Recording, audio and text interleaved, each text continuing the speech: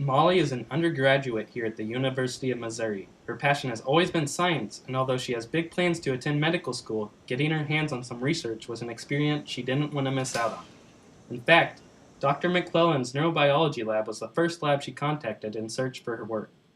This is because the lab focuses on something Molly is very passionate about: spinal cord regeneration.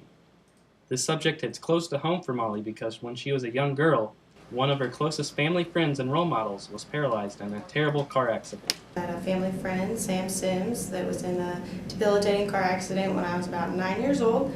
And ever since then, I've been interested in science in general and medicine and regeneration. And he has always been a role model for me, still to this day. I mean, we hang out weekly.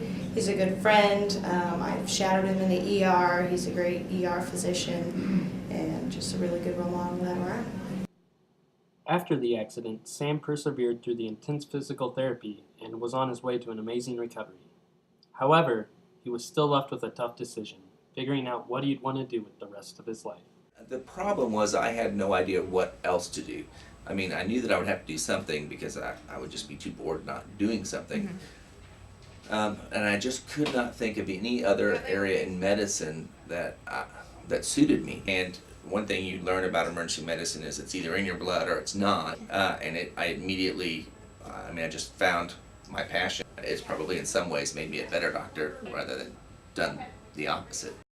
You know, smile spreads really easily, and now he's working in the ER just like normal, like nothing happened, and he's skydiving earlier this year, and nothing stops him. The way Sam has lived his life continues to provide Molly with inspiration to keep up her undergraduate research. She remembers daily why she was motivated to start her work in the lab. The lab works with a primitive vertebrate, the lamprey, that is able to regain normal behavior after its spinal cord is cut in half. Students work to understand how this animal is able to recover after initial paralysis.